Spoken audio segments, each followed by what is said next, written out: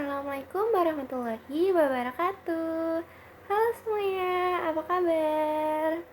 Jadi di video kali ini saya akan menjelaskan mengenai asesmen yang ada di PAUD. Nah, sebelum saya membahas apa aja sih asesmen yang ada di PAUD, jadi saya akan menjelaskan dulu apa itu pengertian asesmen. Nah, untuk pengertian asesmen itu sendiri adalah proses pengumpulan, pengolahan, dan penafsiran informasi secara berkelanjutan untuk mengetahui tingkat perkembangan, kebutuhan, dan kemajuan belajar anak. Pada PAUD atau TK, asesmen berfungsi untuk memahami proses tumbuh kembang anak secara holistik, bukan untuk memberi nilai atau membandingkan anak satu dengan anak yang lainnya. Nah, selanjutnya mari kita bahas tentang asesmen yang ada di PAUD. Nah, yang pertama itu ada observasi. Jadi, observasi itu adalah merupakan teknik utama dalam PAUD. Jadi, guru itu mengamati perilaku, sikap, keterampilan, dan perkembangan anak saat bermain atau beraktivitas sehari-hari, baik secara terstruktur maupun alami. Nah, yang kedua itu ada catatan anekdot.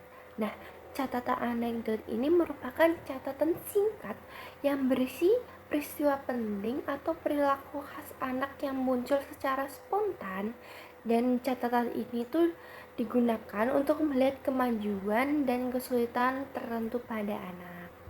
Nah, yang ketiga itu ada unjuk kerja atau performance assessment. Nah, asesmen melalui kegiatan atau tugas nyata seperti menyusun balok, menggambar, bernyanyi, atau bercerita. Jadi pada asesmen ini itu anak menunjukkan kemampuannya secara langsung. Nah, yang keempat itu ada portofolio. Jadi, portofolio merupakan kumpulan hasil karya anak yang berupa gambar, lembar kerja, atau foto kegiatan yang disusun secara kronologis untuk melihat perkembangan anak dari waktu ke waktu.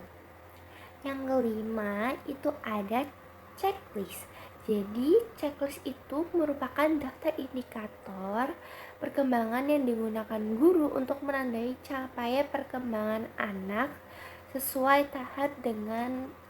tahap usianya.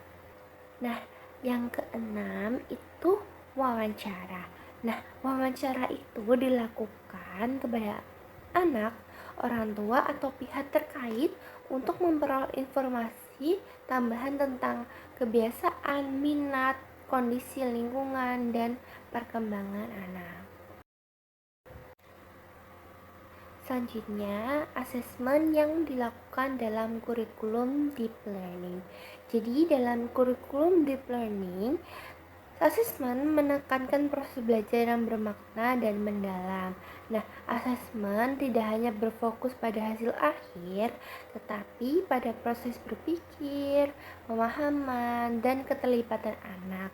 Bentuk asesmen yang digunakan dalam deep learning itu antara lain yang pertama itu asesmen formatif, yaitu asesmen yang dilakukan selama proses pembelajaran untuk menyesuaikan strategi belajar. Yang kedua itu adalah asesmen autentik, yaitu asesmen yang menilai kemampuan anak dalam konteks nyata melalui aktivitas bermain, proyek, solusi sederhana, dan pemecahan masalah. Dan yang ketiga itu ada refleksi sederhana yang dibantu guru seperti mengajak anak menceritakan kembali pengalamannya.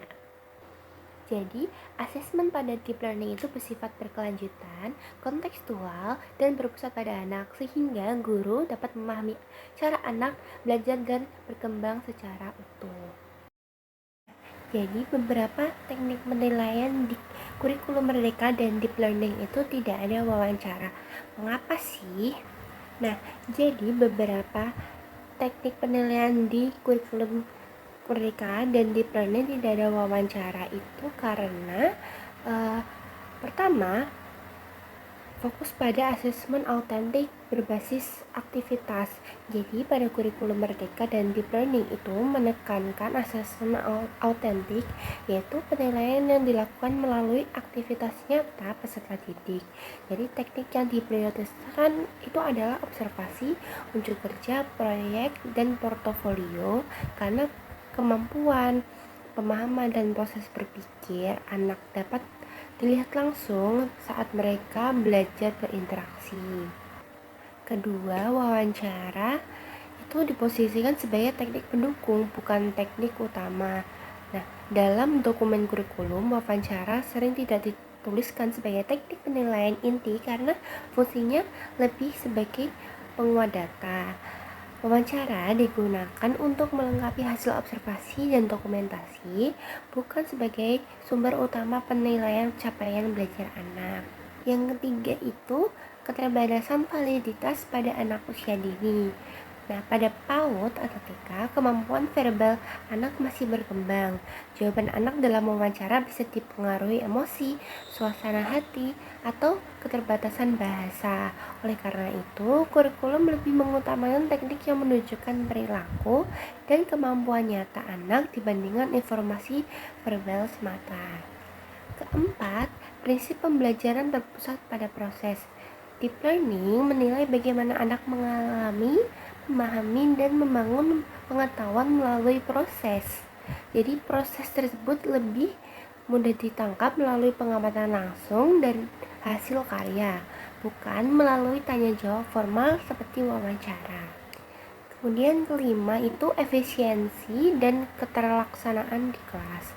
Jadi wawancara membutuhkan waktu khusus dan tidak selalu mudah dilakukan secara individual, terutama pada kelas dengan jumlah anak yang banyak.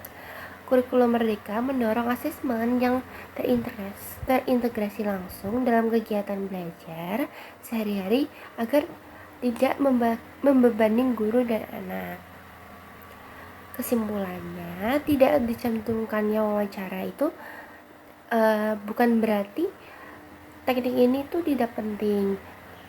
Nah, wawancara ini tetap relevan sebagai teknik pelengkap untuk memperkaya pemahaman guru terhadap perkembangan anak, terutama melalui komunikasi dengan orang tua dan refleksi sederhana bersama anak. Nah, yang pertama itu untuk mengetahui literasi membaca awal. Jadi, guru menunjukkan gambar lalu bertanya, menurut kamu ini cerita tentang apa? Dari jawaban anak, guru dapat melihat kemampuan anak menafsirkan gambar, memahami konteks cerita, dan menghubungkan pengalaman dengan bacaan. Yang kedua itu kesadaran huruf. Guru menunjukkan huruf tertentu dan bertanya, huruf apa ini? Biasanya kamu lihat di mana? Dari jawaban anak menunjukkan pengenalan huruf serta keterkaitannya dengan lingkungan sekitar. Yang ketiga itu kosakata dan pemahaman makna. Jadi guru bertanya setelah membaca cerita pendek. Seperti ini. Tadi di cerita ada kata besar. Besar itu apa ya? Kemudian respon anak memperlihatkan penguasaan kosakata dan pemahaman makna kata. Kemudian yang keempat itu untuk kemampuan bercerita. Jadi guru bertanya, coba ceritakan lagi bagian cerita yang mana yang paling kamu sukai.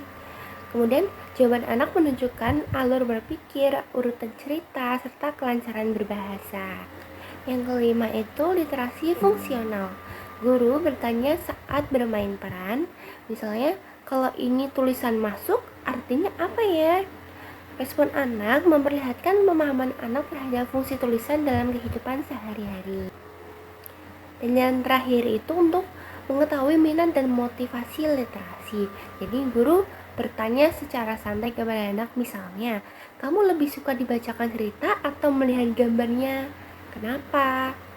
Jawaban anak membantu guru memahami minat anak terhadap kegiatan literasi. Nah, contoh-contoh ini itu menunjukkan bahwa wawancara seperti ini itu penting untuk anak karena dengan wawancara Dengan wawancara ini itu sangat efektif untuk menggali perkembangan literasi anak yang tidak selalu terlihat dalam observasi saja. Nah, selanjutnya teman-teman tahu nggak sih kalau teknik wawancara itu penting banget? Nah, apa ya kira-kira alasannya? Nah, jadi teknik wawancara ini tuh penting karena teknik ini itu mampu memberikan informasi yang tidak selalu tampak pada saat observasi. Jadi melalui wawancara ini guru itu dapat memahami latar belakang anak, kemudian kebiasaan di rumah, kondisi kesehatan, pola asuh, serta pengalaman belajar anak sebelumnya.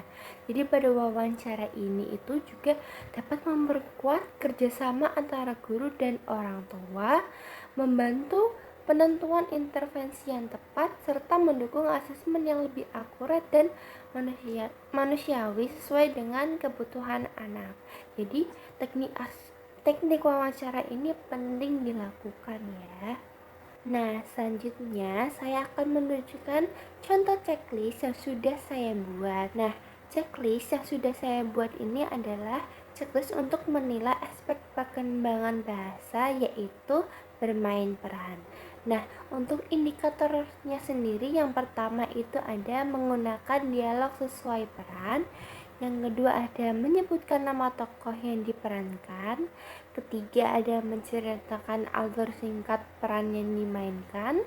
Keempat ada menggunakan ekspresi wajah sesuai karakter. Kelima ada menggunakan bahasa tubuh sesuai adegan. Keenam ada melanjutkan percakapan secara runtut. Ketujuh berinteraksi verbal dengan teman saat bermain peran. Kedelapan ada menyampaikan dialog tanpa terburu-buru. Kesembilan ada mendalami peran.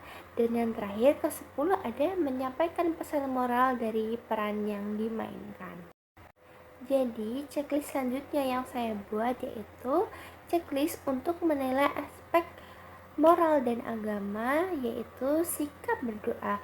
Nah, untuk indikatornya sendiri yaitu yang pertama ada menyiapkan diri sebelum berdoa, tenang dan rapi. Kedua, mengikuti sikap berdoa, lipat tangan atau mengadakan tangan. Ketiga, mengucapkan doa dengan hikmat.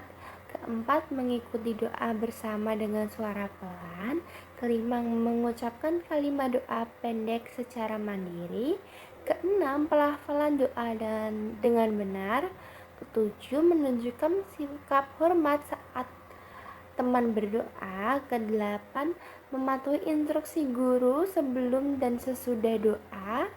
Kesembilan, mengakhiri doa dengan sikap yang benar. Kesepuluh, mengaitkan doa dengan kegiatan sehari-hari. Kemudian checklist ketiga yang saya buat yaitu checklist untuk menilai aspek perkembangan seni, yaitu menari. Nah, untuk indikatornya sendiri yaitu yang pertama mengikuti gerakan dasar tarian, kedua menjaga kelenturan tubuh saat menari, ketiga mengikuti irama musik, keempat menghafal urutan gerakan, kelima menunjukkan ekspresi wajah saat menari, keenam menyesuaikan tempo gerakan dengan musik, ketujuh koordinasi tangan dan kaki, kedelapan percaya diri tampil di teman kelas, 9 gerakan sesuai dengan tema tarian, dan ke-10 yaitu keluasan dalam berpindah tempat. Nah, jadi itu saja yang dapat saya sampaikan pada video kali ini. Semoga bermanfaat bagi teman-teman semuanya ya. Terima kasih. Wassalamualaikum warahmatullahi wabarakatuh. Sampai jumpa.